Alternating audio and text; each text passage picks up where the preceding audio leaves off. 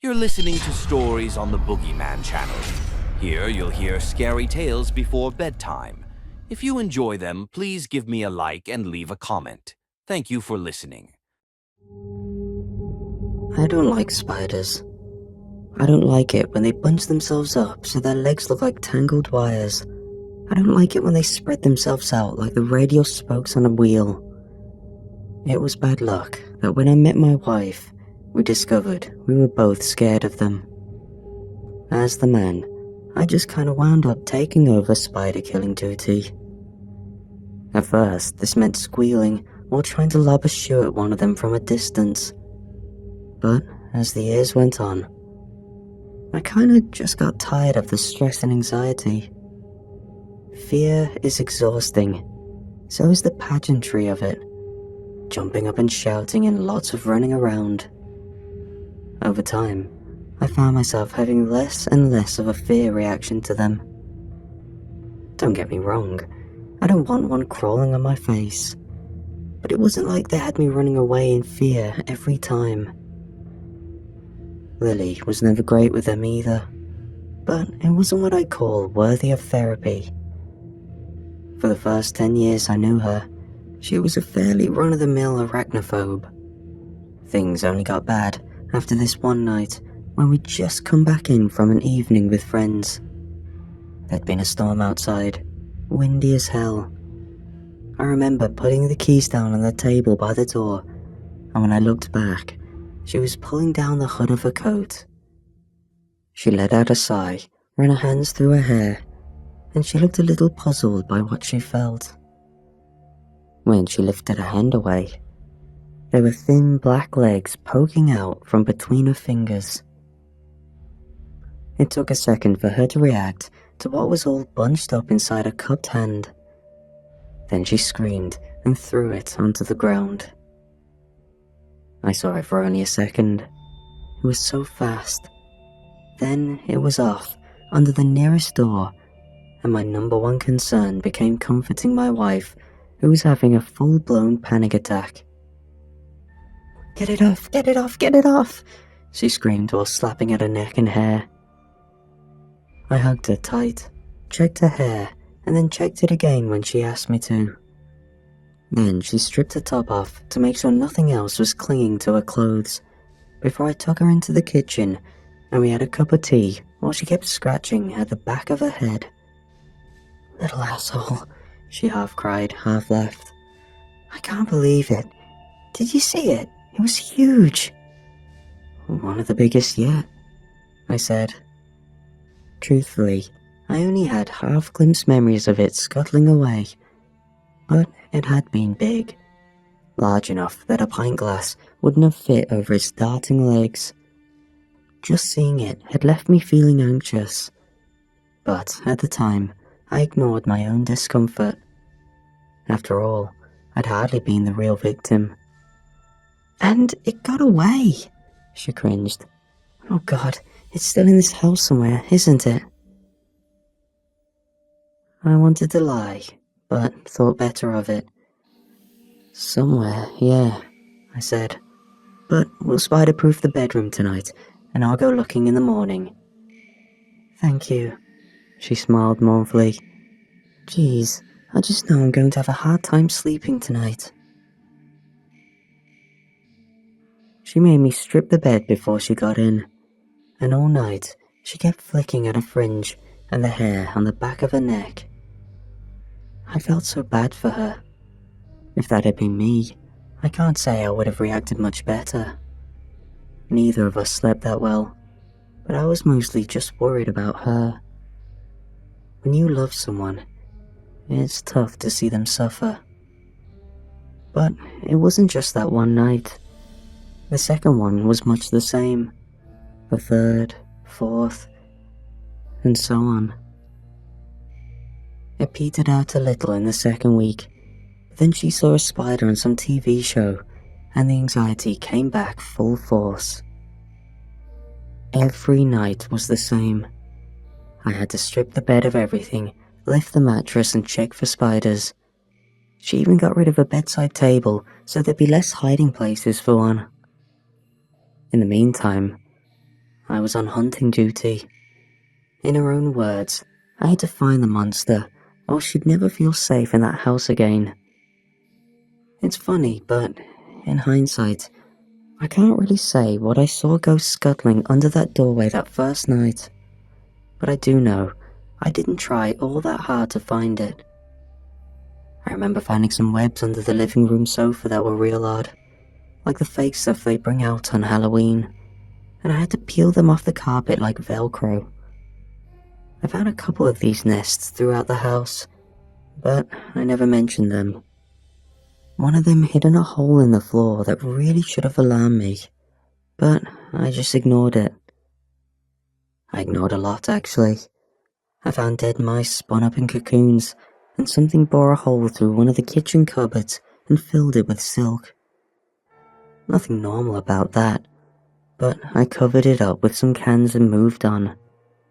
A behaviour I find hard to explain in hindsight. Maybe my attention was elsewhere. Lily wasn't in a great place, and she was slowly getting worse. She cried a lot, and any little thing that touched the skin would result in lots of panicked yelling. She couldn't eat a meal without slapping her arms and neck every few seconds. Things got real bad when I came back one night to find her shaving her head. She told me she got tired of mistaking the feeling of her own hair for a spider, so this was the simplest way to feel clean and safe. If you've ever lived with anyone who's had a breakdown, there's usually this moment where your heart sinks as you realize that what you're dealing with has transcended the norm. It's quite frightening, actually. Reminded me of when my mom found a lump. It's a very isolating sort of fear. I remember lying awake in bed that night and just thinking about how I'd found Lily bent over the bath, shaver in hand, with a patchy head like that doll from Toy Story. When she looked over her shoulder at me and smiled, and her eyes were so wide, I felt like I wasn't looking at my wife anymore.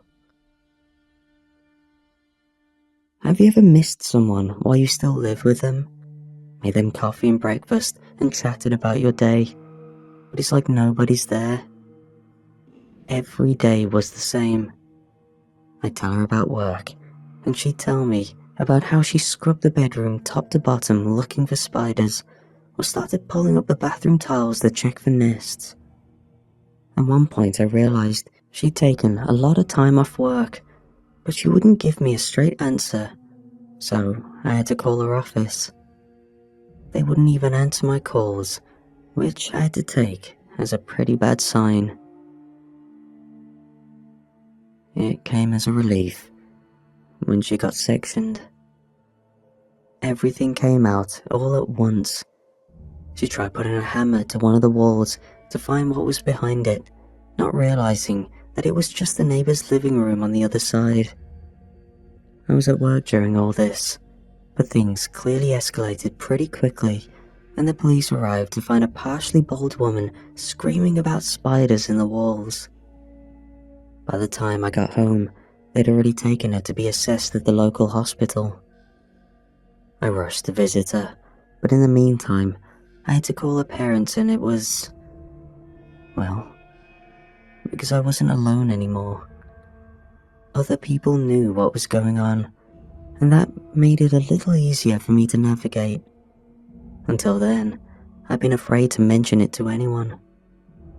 I guess I was a little embarrassed, or maybe just not sure what the etiquette was for discussing someone else's mental health. She was only gone about a night, not even 12 hours really. The neighbours agreed not to press charges if I paid for all the repairs and Lily got therapy. Lily's parents are quite well off, so they helped us out with that. They found this clinic that she stayed at for a couple of weeks. It specialised in exposure therapy, which really just means getting a person used to their phobia. Don't like water? Spend hours every day in a pool. Don't like moths? Step into a room with thousands of them. This is oversimplification, of course. It's a special program that involves gradual increases in the nature of the exposure. First night she called me and told me they'd had her looking at pictures of a spider while talking about her experience. They were literally just cartoony drawings, but she told me she found it hard anyway. She cried, and I cried too. She was only a few hours' drive away, but I didn't want to be away from her, and everything had happened so suddenly. It was only 6 weeks between that night with the storm and her ending up in that clinic. But in that short period of time, I felt like the ground had fallen from beneath my feet. 2 weeks she was in there. I don't remember them well. There were phone calls every night. She was getting better, she told me, and the doctor confirmed as much. Hard going for sure. They had to sedate her the day she graduated from cartoons to actual photos of spiders. Apparently, she scratched an orderly up real bad. My time in the house was lonely.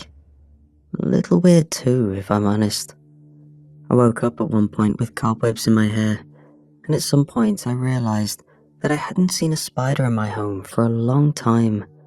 Not even a little money spider. I briefly wondered about what the hell had been leaving cobwebs around the place, but never followed up on it. It's hard to get my thoughts straight. I do remember finding more dead mice all webbed up in the back of that kitchen cupboard. One morning I came down to find a starling cocooned on the outside of the kitchen window. No sign of what did it though. I just stared at it and sipped my coffee. Then I left for work, and when I came back, it was gone. Probably not a good time to tell you. I was diagnosed with a kind of dementia some time ago. I guess that's supposed to help make sense of things, right? I don't know. Doesn't feel like it makes sense to me. It's not like Alzheimer's runs in the family. They say the neurons of a human brain with Alzheimer's look like a cobweb that has holes poked in it. That's a good way to describe how my mind feels to live in. Thoughts travel along a given route and then just drop off. Lily's therapy progressed nicely though. I remember that quite clearly. The phone calls and the sound of her voice, real vivid. Jeez, I missed her so bad during this time. I hate being overly sentimental, but it had been a tough and lonely 6 weeks, and hearing her sound increasingly happy and confident with each new phone call was like a shot of pure happiness right into my veins. I missed her, and I wanted her back. And when she told me, giggling with joy, that she held a spider on day 10, I burst out crying right with her. I felt pride at her accomplishment, and I felt relief that things might be getting back on track for us, like the nightmare was finally going to be over. It wasn't so simple when I saw her in person. She came back looking like the war-wounded. I should say she looked beautiful, but I want to be honest. I smiled when I saw her, but it didn't reach my eyes because the woman who got into the car looked like a lifetime apart from the woman who'd been living with me just a few months ago. She was thin as a rake, with ashy, pallid skin and a shaved head that made her look like a matchstick. And her eyes, the look in them wasn't right. But she was smiling. So I swallowed the funny feeling I had in my stomach and pretended everything was okay. There was no work for her to go back to, and I managed to get some time off after speaking to my boss. It was just us, and that can be a weird feeling for a couple used to working 9 to 5. I was on edge, didn't know what to expect. She smiled a lot, tried her best to reassure me, and I asked a lot about what therapy was like, and she told me it was fantastic. Showed me photos of her sitting next to big house spiders, some as wide as a palm. Had to fight back my own fear while looking at them. She told me that was day 13, but when I asked what happened on day 14, she said it was mostly packing up and saying goodbye. There is a dark and uncomfortable truth to relationships, and it's that time only flows in one direction. My wife hadn't done anything wrong, and I didn't really feel any ill will towards her. But a distance had been placed between us. All the best will in the world couldn't undo it. She'd changed. Been changed, I guess. At the time, I didn't know how to understand any of it, but I wasn't sure how to treat her. When I kissed her, it was on the cheek. When I held her, it was like hugging a female coworker. I didn't know what my own feelings were, and I wouldn't, until I found her one morning in the kitchen, tapping away at a pint glass and giggling like a toddler. It wasn't the light and airy laughter of a woman I was used to. It was more like the laughter of a bunch of kids egging on a fight or cheering on a nasty bully. She didn't speak when she looked at me. She just turned back to the glass and kept laughing, flicking it gently with her fingers. When I walked around the table and saw it under there, a very large house spider. I don't know what is normal for people around the world, but a UK house spider is big if its legs are wider than the palm of your hand. This thing was even bigger, with legs bundled up against the side of the glass like spools of segmented wool, and seeing it made me jump way back. I realized I hadn't seen another spider since the night of the storm, and that thing, all curled up with legs as thick as hairpins, was a real shock to my system. I cried out, and my wife, she started howling with laughter. I mean, it was like a toddler discovering cartoons for the first time. Manic and weird, and just so damn happy, but in a way that was a little alien, because I didn't understand the thoughts and feelings that went into that ear-splitting cackle, and it was all wrong coming from her. I waited for her to say something, but she didn't. She just laughed until something in her got tired, and she slowly stopped giggling, but she still didn't say anything even after she'd gone quiet.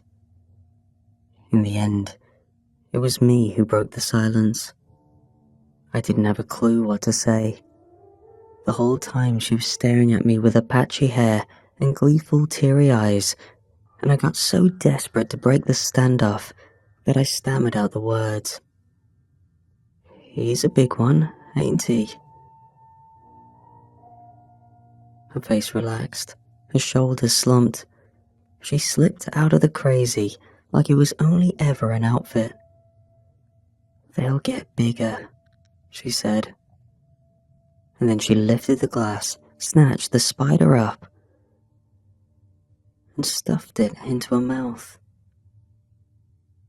I didn't see it, not fully, but I stood, frozen in terror, and watched the muscles in her boldly shaved head tense and relax as her jaw worked away, crushing those hardened legs.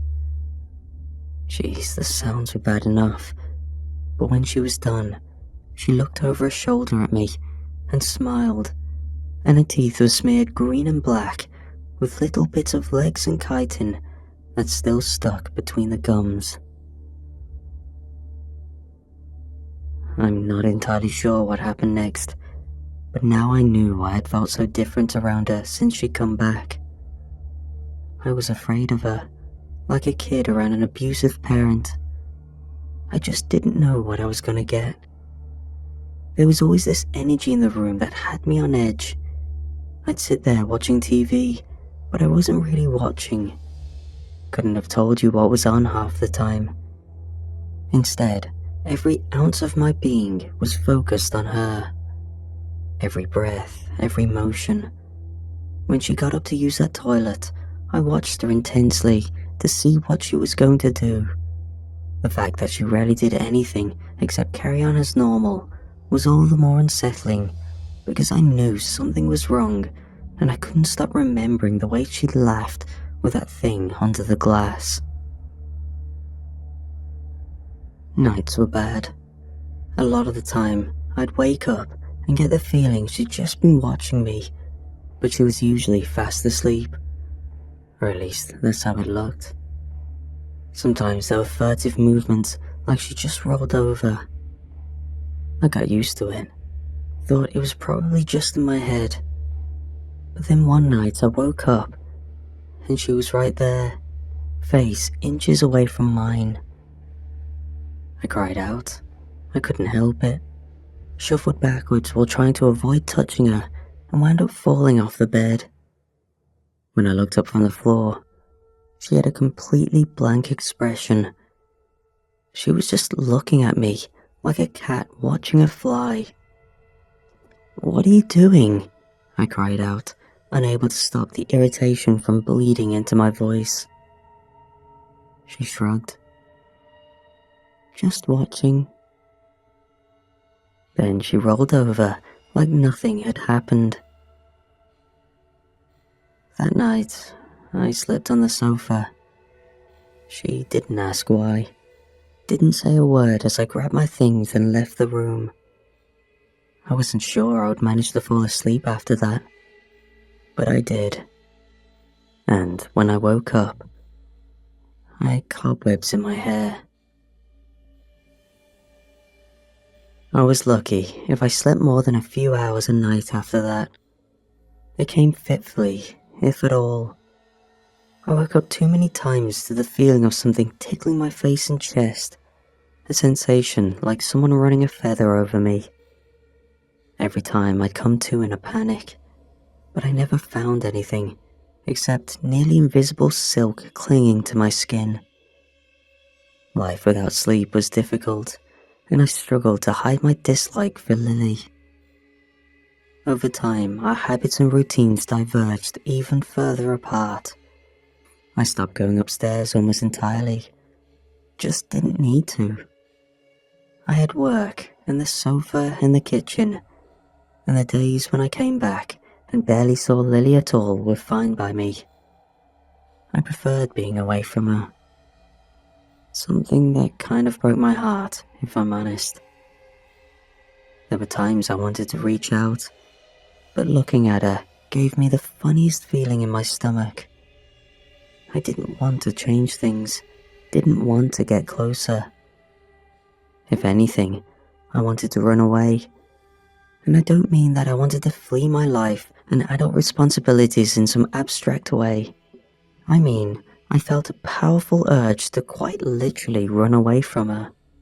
It was horrible feeling that way about my wife, and just trying to understand those emotions was enough to give me a headache most days. I became real forgetful during this time, and it was a long time before I realized I'd forgotten to pay for the repairs to the wall. I think it slipped my mind. Emphasis on think, because I don't remember what I have and haven't forgotten. I just nailed some plywood over and left it, and 3 months later, one day, out of the blue, it occurred to me I should probably have done something more about it. I did find a toolkit in the kitchen that wasn't mine. I might have called someone out for a quote. I don't know. But when I remembered that I'd never actually fixed the hole, I was filled with this shame and embarrassment, and I decided the best thing to do was to face it head on and go apologize to my neighbor. I never knew a lot about the guy. He was an older man who liked his football and had a nose like a tomato, and spent most nights in the pub. I knew he lived alone though, and when I knocked his door and there was no answer, it wasn't too strange. At least it didn't seem out of the ordinary, until I went back inside my house and heard footsteps on the other side of the wall. So I went back and knocked a couple more times, figuring maybe he hadn't heard me. but there was still no answer. I found this weird. He didn't seem like the kind of guy who would avoid the neighbor he didn't like. He'd just open the door and tell you to get lost. I went back and looked, but couldn't see anything through his windows, and all I could see looking through his letterbox was a grey sheet across the opening. When my fingers came away covered in sticky thread, I had this terrible feeling in my stomach. I couldn't have possibly explained how, but I was convinced that Lily had done something. After all, it was him calling the police who'd gotten her into trouble. But it wasn't like I could kick his door down to check, and I wasn't going to go scrambling through any half-open windows. Fortunately, we shared a fence in the back garden. It was easy enough to jump, and from there, I checked the windows on that side of the house. He left the kitchen blinds open, and at first, what I saw baffled me. For a moment, I wondered if he was decorating, because everything inside was covered by a thin, translucent sheet. But I only had to pay close attention to realize that didn't make sense. When painting a ceiling, you don't throw tarp over half-drunk cups of coffee and plates of moldy food, and the material that covered everything was cloudy and made of thread and obviously some kind of silk. It took a lot of effort to control the urge to just hop the fence back and pretend like I never saw a damn thing. But if he needed some kind of help, then I knew I had to at least try. I looked briefly at the stoop by the back door. There was a lighter on the ground where someone had dropped it. It was strangely conspicuous and made me think that whoever had left it there had done so in a hurry. Didn't make sense that someone would drop it there and not notice, not unless they'd been otherwise occupied. I picked it up and winced when it came from the floor with a sticky tearing sound. It was covered in barely visible silk threads. God, I wanted that back door to be locked. Couldn't think of anything worse than having to push ahead. But I tried the handle, and it went down. The door popped open with barely any effort, and I got a good look at how every last inch of that place was covered in pale cobwebs that got thicker and thicker as my eyes drifted deeper inside the house. I couldn't help but wonder if they were strong enough to trap a person. Was my neighbor in there somewhere? Somebody was. I knew that much from the sounds I'd heard, but I couldn't see him in the kitchen. I wanted to cry out for him, maybe even go marching into the house and look for myself. But the hallway out the kitchen had been turned into a web-lined tunnel. No straight lines, just the dark, silky womb, whose rounded funnel walls fluttered gently in the breeze. I stared intently into that darkness, trying my best to see if there was the shape of a man's corpse cocooned somewhere in that pale white silk. I leaned forward, my head and shoulders just moving past the doorframe, when the blackness in the tunnel grew legs. Dark carapace and segmented limbs exploded towards me so fast, it was almost in the kitchen before my heart had time to skip a beat. And then it stopped, halfway into the room, standing perfectly still and brazen in the fading daylight. A bundle of legs the size of a horse. A real-life monster. I didn't move. Jeez, it took me another minute for my brain just to process what I was looking at on a conscious level. My nervous system was quicker, sure. It was like a blanket of disgust and terror was thrown over me. My stomach plunged to the floor, my skin crawled, my heart felt like it was going to explode. But my actual mind was blank, white noise and static. The creature was huge, so big its legs could just about fit in the hallway behind it. But in the kitchen, with a little more room, those front limbs and mouthy feelers spread out like tendrils and gripped the doorway. It was ready to pounce on whatever had sent disturbances throughout its web. I've read that spiders can be a little like Venus flytraps. They don't always pounce on a single trigger. They need multiple hits. When I looked down at my feet, I saw that I'd taken just one step inside. But that was all it needed to be alerted. Now it approached the initial alarm and, half blind, it waited for another hint of something trapped inside its web. I had to wonder, would lifting my shoe count? Did I have a choice? I couldn't stay there. Looking at the damn thing was bringing me closer and closer to a full-blown panic with every passing second. I had to do something, and I had to do it with some semblance of control. I slid my foot backwards. The spider didn't move. As soon as both feet were outside, I let go of the door handle and felt something sticky detached from my palm. It feels like an exaggeration to say that lightning moved slower. I'm not sure I have the words to describe how fast it was. I'm sure most of you have seen a nature documentary with one of those fish, or maybe even a trapdoor spider. Oh damn, that was quick.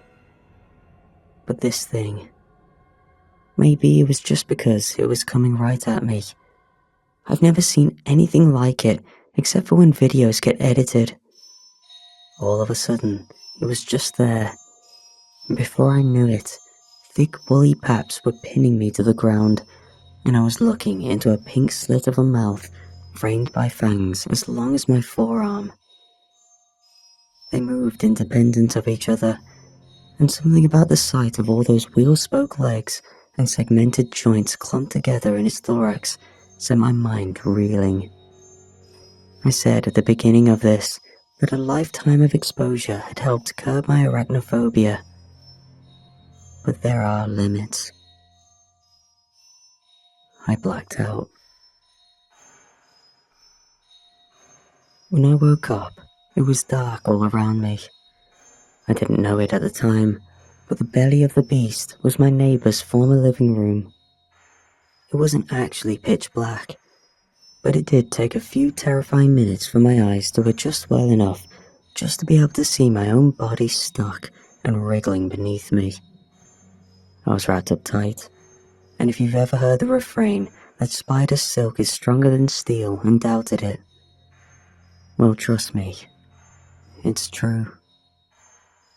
A few thin threads doesn't give you a proper sense of it, but I was wrapped in what must have been half an inch of the stuff, and I felt like I was wearing 10 layers of lycra that was too small. It was a tiny bit of give, enough to let me move fingers or toes, or even bend a knee just a fraction. But that was it. It was horrifying. I'm not exactly claustrophobic either, for what it's worth, but given the circumstances, I found myself panicking as I tried to get some purchase. I kept thinking if I could get a finger hooked into it, then maybe I could start tearing away. I was desperate, but the more I fought, the more I realized it was hopeless. The silk was elastic and strong and covered in a thick, stodgy glue that only further limited my movement as everything I did spread it around until it was gumming my legs and hands together. It wasn't until exhaustion caught up to me and I was forced to take a short break that I realized I wasn't alone. There was another cocoon beside me. My neighbor had been a big man in life, podgy with a large pot belly and a head like a thumb. But in the dim light of that room, he looked like a skeleton wrapped in skin that had been found half decayed in an ancient, forgotten tomb. So thin and desiccated, you could hook a finger under the tendons in his neck and jaws. I nearly cried when I realized I'd risked everything to save a dead man. But that wasn't actually true. The error in my thinking became apparent when he opened his eyes and glanced at me with pure, unbridled terror. He opened his mouth, and I was convinced he was about to scream, when instead he coughed and gagged, and something wet and brown dribbled out of his mouth. It flopped down his chin and came to rest on the floor between us.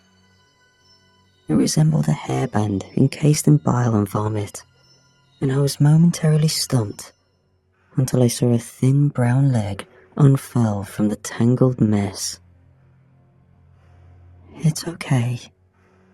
My neighbor's entire body relaxed, his face vacant and confused, as Lily knelt down beside me and stroked my head. "Lily, you've got to get me." "Shh," she said, pressing a single finger to my lips. "It's okay. It's going to be okay." Behind her, a shadow appeared. It had legs as thick as my wrist, and they reached from the floor to the ceiling. "It won't be much longer now," she added as the darkness behind her grew. "Probably best just to keep you here." "Lily, what the hell?" "I told you they get bigger," she said, nodding towards the spider my neighbor had just spat onto the floor. "He won't be any real help." She touched my neighbor's head, but he barely responded.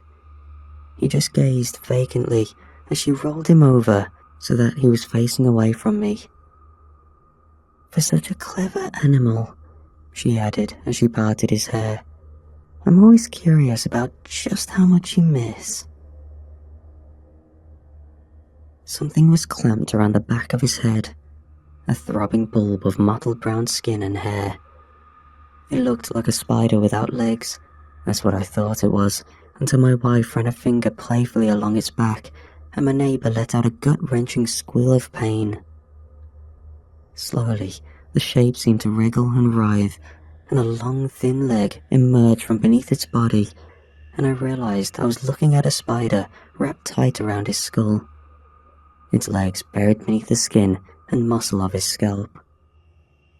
For a moment, it playfully curled the leg in the air before returning it to the incision and sliding it back into place, every inch disappearing with a gruesome wet sound.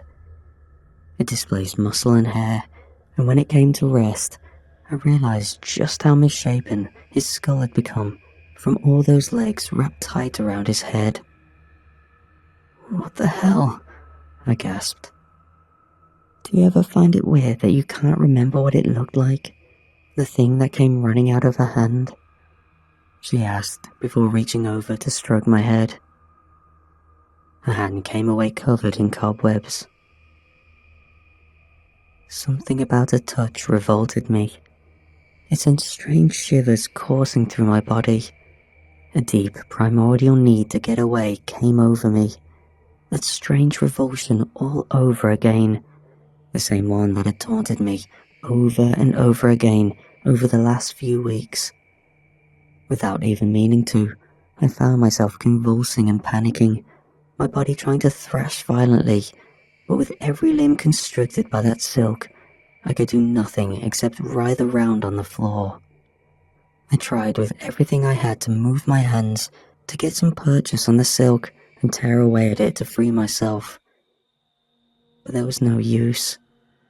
I could do nothing except glare at my wife and the enormous shadow behind her, the one that towered above us both, its great legs clustering around the floor and ceiling. At some point, I grabbed onto my trousers and clenched my fist, and felt something small and hard. The lighter.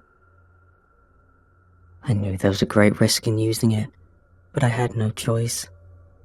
I managed to worm my hand into my pocket and find it with my fumbling fingers.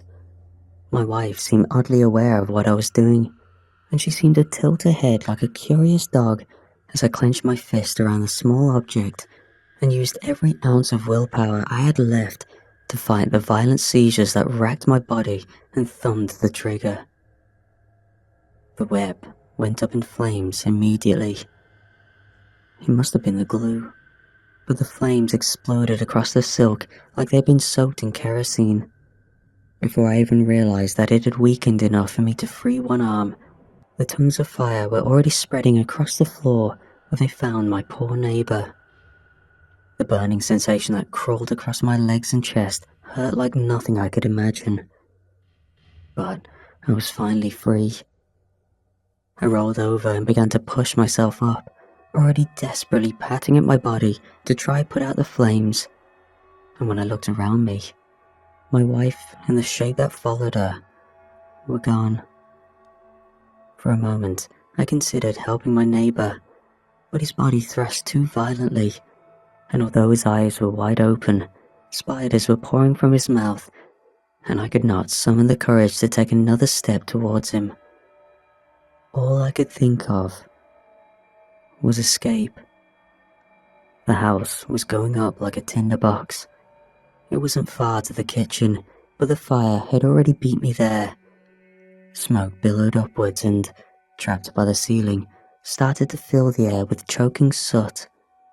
The only escape was the back door, and I stumbled towards it, but was stopped at the last moment by the sight of my wife standing there. "You really are just a fascinating I barreled past her, but to my surprise, she offered no resistance. I merely emerged into the open air, my lungs gasping desperately for clean air as I collapsed onto the long, unkempt grass. I looked over my shoulder and saw orange tongues of fire were already leaping out the windows on the upper floor. Left uncontrolled, the fire would rage and consume the entire row of terrace houses. I felt a moment of remorse, but there were already sirens in the distance, so I knew someone had noticed and done the right thing. But it wasn't over. Lily was sitting on the fence. I don't know how she got there, but she looked completely undisturbed. "I never once imagined that when the wind blew me into your home, I'd find such an interesting pair of people," she said. "What a fun mine to sink my legs into. I really had no idea what I was going to find." "Let her go," I gasped. "I have," she said with a shrug. "I did, months ago as a matter of fact. There were some incompatibilities, and it just made sense to move homes." She pointed at me and smiled. "I've enjoyed living inside your head quite a bit." Struggling to make sense of her words, but still somehow aware of their terrifying implications, I placed one hand on the back of my neck and felt it. Felt her. The mere touch was enough to fill my mouth with a coppery taste, while my vision blurred at the edges. Something beneath my skin shifted, and I felt a terrible pressure behind my eyes. I had to get rid of her, and I only knew of one weakness. "Oh well," she said as she watched me fumble desperately for the lighter. "Not every relationship has to last forever to be meaningful." I lit my hair on fire. My last memories were of the heat and the sudden release of pressure. I couldn't possibly describe it. Not really. Something slid out of my skull, and Lily waved at me from the fence before she seemed to blink out of existence. And then, nothing. Not even darkness. Just total absence. I wouldn't regain a sense of self until the hospital several weeks later. There was nothing left of either house, but they did manage to control the fire before it spread to the others. I'm sure there was still some damage, and to this day I feel guilty about it. I think I was charged with arson, maybe more. I have vague memories of being wheeled into a courtroom, The doctors have agonized over me for a long time, and one mentioned amateur trepanation. He said I must have practiced it on my wife, at least based on the body they found in my neighbor's house. But I can't really be sure of anything. I am forever dipping in and out of reality. Writing this down has been difficult. I'm not entirely aware of where I am right now. One doctor told me I might make some kind of recovery if it was just normal brain damage, but he never seen anything like it, so he couldn't be sure. Feels like it's a different doctor every time I see them. Then again, I don't always recognize myself when I look in the mirror. Of course, that could just be the burns, but I reckon even then, I still look a fair bit older than I should.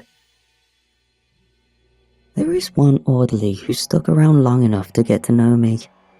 He knows me by name, smiles a lot when he sees me, talks to me about all sorts of things. He seems genuinely interested in me and what I remember. I called him in once to get rid of a spider that had spun a web on the window outside, and he did so with a warm smile. I told him I was deathly afraid of them, and he said he already knew that, but I shouldn't be worried, because he was going to keep an eye on me and make sure nothing bad happened. I'm glad he's around. Ever since he started working here, I haven't seen many of the nasty little things hanging around my room. I guess he's not that bothered by them. At least not if the cobwebs in his hair is anything to go by.